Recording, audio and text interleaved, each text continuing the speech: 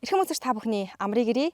Эх орны зүүн хязгаар Дорнод аймгийн халах гол сумаас Сүлтааны дэргэдээс нэвтрүүлэг эхэлж байна. Энэ удаагийн дугаартаа бид халахын голын байлдааны ялалтын түүхт 85 жилийн ойн арга хэмжээг сурвалж үзүүлэх болно.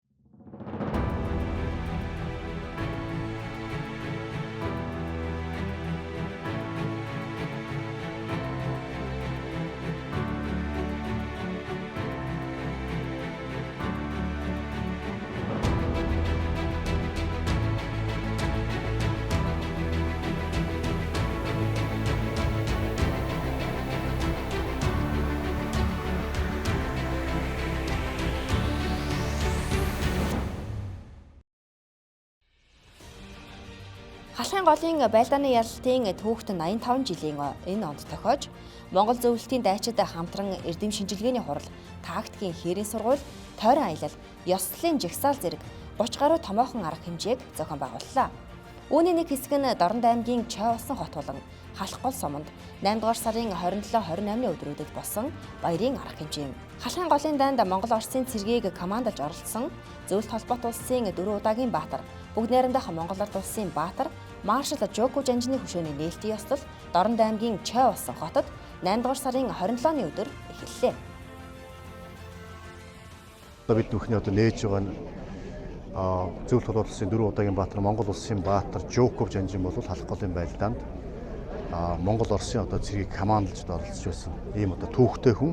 Тийм учраас энэ халах голын байлдааны 85 жилийн ойгоор Дорнод аймгийн Чой усан хотод бид бүхэн бас Жоков Жанжны хөшөөг босгож хүндэтгэл үзүүлж байна.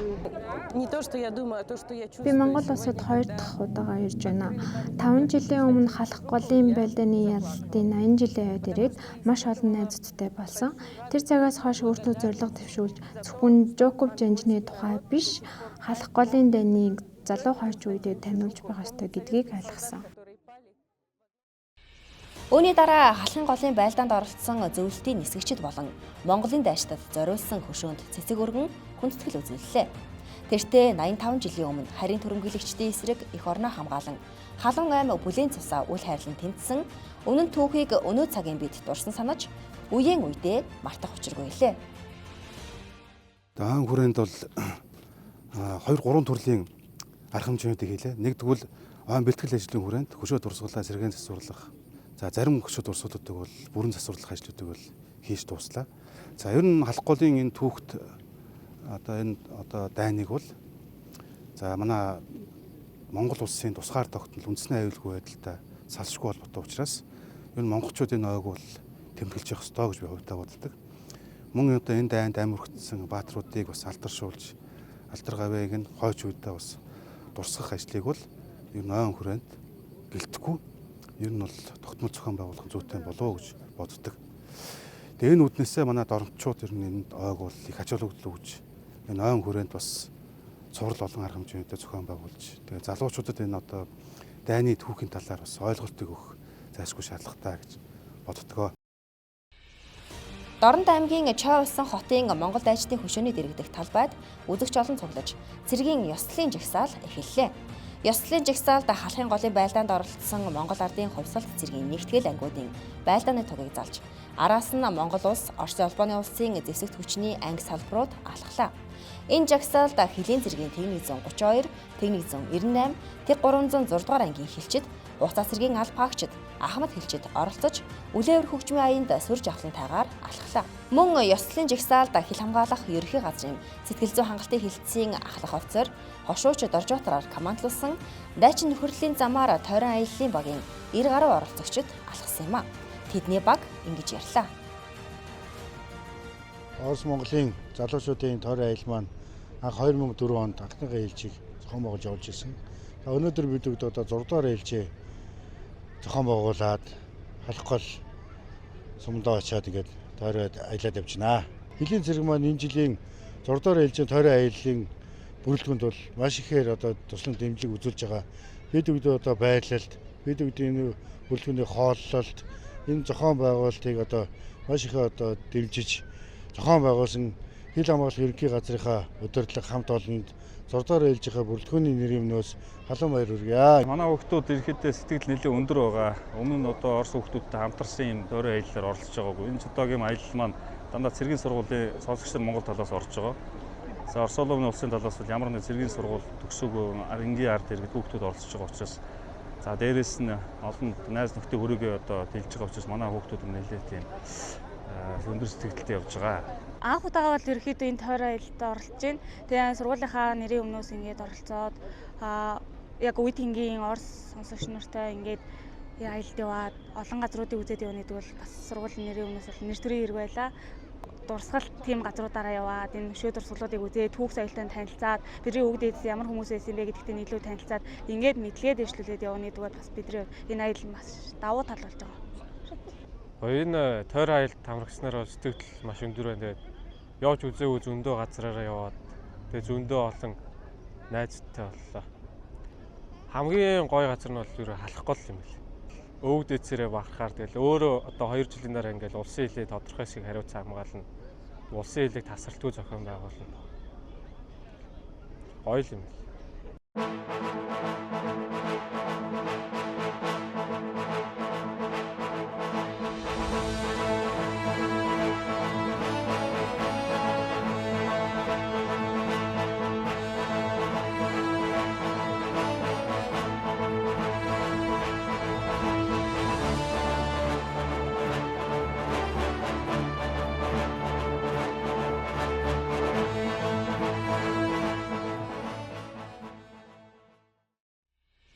Дугаар сарын 28-ны өдөр Дорнод аймгийн Халах гол суманд Халах голын байлдааны ялалтын 85 жилийн ой үргэлжлэж байна. Халахын голын дайны дараагаар Баатарлаг цэрэг ирсийг мөнхжүүлэх зорилгоор 40 гаруй хөшөө дурсгал босгожээ. Үүнээс ялалтын хөшөө, Эрен Баатрын хөшөө, Монголын хилчин дайчдын хөшөө, Яковлевчдийн танкчдын хөшөө, Монгол дайчдын хөшөө, бүгд найрамдах Монгол улсын баатар Хурандаа Дандрын хөшөө зэрэгт хүндэтгэл үзүүлж ёслолын буудлага цэцэг өргөх ёслол боллоо. Монголын эрхчлөө тусгаад тогтнол Алтай аймаа өргөсөн зөвлөлтийн дайчдын хөшөө. Өөрөөр хэлбэл Эрен Баатрын хөшөөнд саяад бас хүндэтгэл үзүүлээд ингээд байж байна. Энэ манай одоо олон хамт хэлчид энд оролцлоо. Хэлийн цэргийн маань командлагч оролцож байгаа. Одоо сэтгэл өндөр байна. Одоо энэ бол манай залуу үе, хойч үе энэ өдрийг энэ одоо дайны хүндэг амжихыг одоо мартах ёсгүй. Энийг одоо хүмүүстэй сануулсан энэ том үйл явдал болж байна гэж би энд оролцож байгаадаа би их баяртай байна. Хэлийн цэрэг айрам бүгдээр хамтран тэмдэглэж байгаа явдал бол хойч үе залуучууд эх орноо батлан хамгаалах, эх орныхон газар шороо түүхэн дурсгалт газруудыг өвүүлж авч үлдэх ийм чухал ач холбогдолтой ийм түүхэн газараа. Ийм учраас энд бол хүндэтгэлтэй хандах хэрэгтэй. Түүхэн ач холбогдолтой баярын арга хэмжээнд хэлчийн ахмадуудаа төлөөлөд оролцож байгаадаа туйлын баяртай байна. Тэр тусмаа миний хувьд миний аав Хэлийн цэргийн 24 дугаар отрядын анхны цэрэг бөгөөд 1937-оос 43 он хүртэл дайн эхлэхээс дайн дуусал энэ түүхэн ач холбогдолтой эх орныхоо бүрэн бүтэн байдал, тусгаар тогтнол, ард иргэдийн амар тайван байдлын төлөө хэлчин нөхдийнхээ хамт мөр зэрэгсэн энэ дайнд оролцож явсан энэ түүхээр би туйлын бахархаж байна. Дорнод аймгийн Халах гол сумын цэргийн хүрээний анги нэгтгэлүүд болон Хэлийн цэргийн Т198, Т306, Т132 дугаар ангийн алба агштын ёслолын жигсаал боллоо. Мөн сумын соёлын төвд хүндэтгэлийн баярын хурал болж, үүний дараа Хэлийн цэргийн дуужийн чуулгын уран бүтээлчид бүрэн хэмжээний тоглолтоо тоглож, үзэгч олонний сэтгэлийг огшоож, халуун алга ташилтаар дүүрэн байсан юм а. Дайны хөлд өвөг дээдс нь өргөцсөн, энэ нутаг усны эзэн болсон тус сумын ард иргэд бахархал омогшил дүүрэн үзэж сонирлоо. Өвөг түүхийн үлэг болсон Халах гол нутагт ажиллаж амьдарч байгаа залуу боловсон хүчний хувьд бол мэдээж бах туштай сайхан байна. Ялт өнөөдөр 1939 онд тийм ээ Монгол орны тусгай тогтнолын төлөө Зөвлөлт Монголын харин Японы цэрэгтэй тулалдаж энэ их хувь заяа тусгай тогтнолыг авчирсан агуу их дайны 85 жил болж байгаад туйл их баяртай байна. Баяр наадам сайхан өргөн дэлгэр аймаг орон нутагт тусгай зохион байгуулагдаж өнөөдөр амжилттай зохион байгуулагдаж байна. энэ орондоос хаанилхаасаа өссөн өчнөө энэ олон дайныг сонсч байсан хүний хувьд бол яалтчгүй омогших сэтгэл хүн төрдөг юм байна. Мэдэрдэг юм байна. Бас энэ хэлийн цэргийнхнаар аягүй их бахархаж ийн сүрхчээр нь ямар гоё харагддгийг өстө бахархаад гарч ирсэн яалтчгүй. Энэ хэсэгт анхны буун дуу хил дээр гарч анхны хүний аим эрсдэгэд хилчний аим өргөцсөн юм шүү хэмээн өнөө цагийн бидэнд нүдэнд харагдаж сэтгэл хөндөөрлөлтөд тайлбарлах Дорнод аймгийн халах гол сумын Ялалт музейн захирал Могимар Сүрэнгийн яриаг хүргэе. 1934 оны 9-р сарын 10-ны өдөр Хунд сумын Сүрэнгийн гэдэг айлын 11 тонны адууг хил зөрчигч хил нэвтэрч орж хөөж гарснаас хойш 1939 оны 5-р сарын 11 хүртэл Монгол улсын хилийг нийтдээ 60 удаа зөрчиж, өдөөн хадгалга хийж, тэр нь тулгаралт болж, тулгаралт нь шатчлан өргөжөөд байлдаан болж, ингээд улмаар халахгүй дайны эхэлсэн юм учиртай. Өөрөөр хэлэх юм бол халахгүй дайны анхны буун дуу одоо хил дээр гарахад манай хилчид хил хамгаалж исэн хүмүүс тэрэнд өртсөн анхны хүн одоо нас барахад мөн хилчин хил хамгаалж исэн хүмүүс өртөж исэн. Өөрөөр хэлэх юм бол одоо халахгүй дайны анхны буун дууг манай хилчид сонссон гэсэн үг. За ингээд турга тусгаар Монгол улсын дархан хилийг хамгаалж исэн хил бол тэр үед манай энэ халах гол бол Сүмбэрийн 24-р отрууд гэж 37 онд шинээр зохион байгуулагдаад 10 заставтай 4-1-р зэргийн застав 6 2-р зэргийн заставтай хилийг хамгаалж байна. За энэ баруун талд одоо Тамсгийн оройн 27-р застав гэж байгуулагдаад за энэ бол яаж гэсэн гэхээр өмнөд хил хойд хилийг хамгаалж байна. За хэрлэнгийн чиглэлд Ингэр шандын застав байгуулагдаж одоо хил хамгаалж байна. За энэ участкуудаар бол яасан гэхээр мөн л миний түрүүчийн хэлжсэн дэр 60 удаагийн хилийн зурчил, хилийн тургалт мөргөлдөн болоход л манай хилчид тэрэнд оролцож байсан. Тэгээ энэ ард талдаа бол бид одоо энэ Сүмбэрийн домогт 24-р отрод гэж одоо түүхэнд нэрээ мөнгөлсөн отрод л да. Энэ бол өнөөдөр Цэргийн гавьяаны Улаантайгийн одон, Цэргийн гавьяаны одон, Сүхбаатарын одонгоор шагнагдсан Хошообаатар маршал Чойвилсангийн нэрэмжит ийм анги. Энэ отрод бол 1939 оны халахгүй дайнд маш өргөн участкаар одоо ингээд 180 гаруй километр газарт участкыг нэг хариуцчил одоо энд л оролцсон юм. Тэгээ халахгүй дайнд оролцож явах үед яасан гэхээр эхний ээлжинд бол хил хамгаалж байсан. Сүүлдээ тулгаралт мөргөлдөөнүүд болоод ирэнгүүт манай хилчид яасан толгоон сэргийлэх тагнуулын үйл ажиллагааг гүйцэтгэсэн. Яагаад вэ? Тэр хилчид бол газар орноо маш сайн мэддэг, өдөрч байсан одоо газрынхаа баримжаан мэдний шүн төөрөхгүй.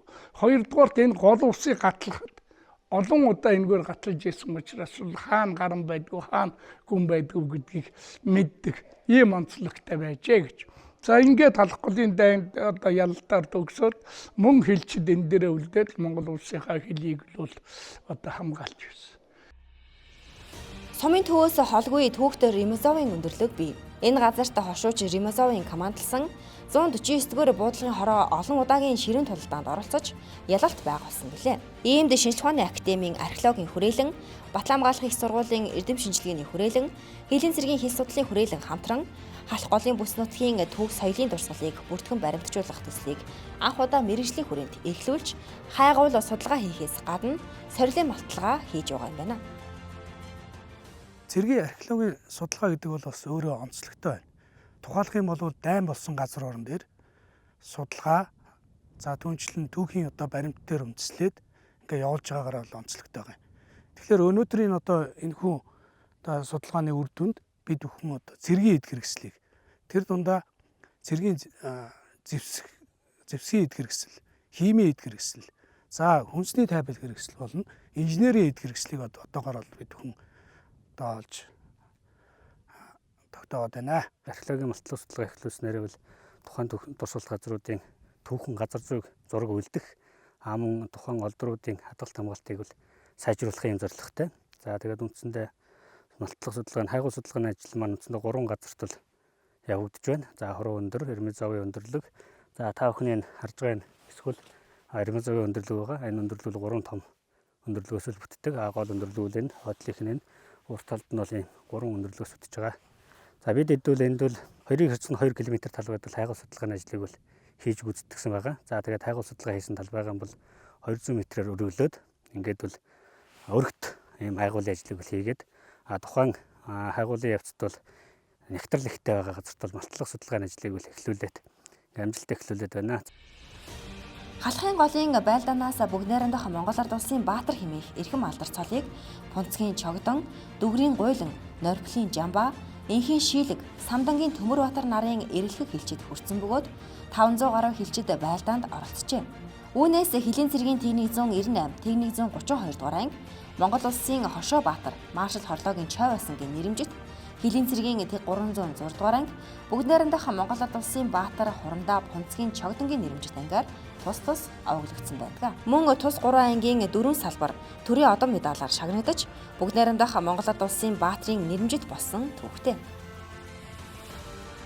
Халах голын дайнд бол Дорнод аймагт орших 3 отряд маань гуруула оролцсон. Халах голын одоо яг хамгийн анхны буун дуу хил дээр гарч хамгийн анхны сум одоо хилчдийг онилж одоо тэртех 85 жилийн өмнө одоо энэ үйл ажиллагаа одоо эхэлж байсан, дайны үйл ажиллагаа эхэлж байсан. За манай ангийн хувьд одоо манай отрядын дарга буюу Пунцгийн Чогдон Баатар маань одоо энэ дайнд одоо бичлэн үүрэг гүйцэтгэж одоо Хилийн заставыг удирдан одоо хил хамгаалтанд оролцож энэ дайны одоо оршил эхлэл өрнөл явцад одоо оролцож байсан юм түүхэн. За хилчид маань өнөөдөр их цагийн бүтээн байгуулалт улсын хил хамгаалтанд одоо шилжин албан үүргээ одоо нэр төртөө гүйцэтгэж байгаа тэмдэглэл ирэхэд таатай байна. За манай отряд бол Монгол улсын Баатар, Хурандаа, Пунцгийн Чогдонгийн нэрэмжит анги байгаа. Тэгээд Чогдон Баатар бол тухайн үед одоогийн энэ Халах голын отрядын сүмбрийн цэстэ буюу тухайн үед 7 дугаар хилийн цэстэ байсан. Энэ сүмбрийн цэстэ дараагаар ажиллаж байсан. За 30 гаруй хүнтэй байж маш олон одоо хүч тэнцвэргүй одоо олон дайсантай тулгарч тэр бүгдийг бол амжилттай одоо тэр няцаалт өгч өгсөн. За Чогдон Баатарын одоо хувьд бол яг энэ Халах голын дайн эхлэхээс дуустал нь одоо энэ дайнд бол өөрөө биеэр оролцож бүх тулаанууд нь оролцож байсан.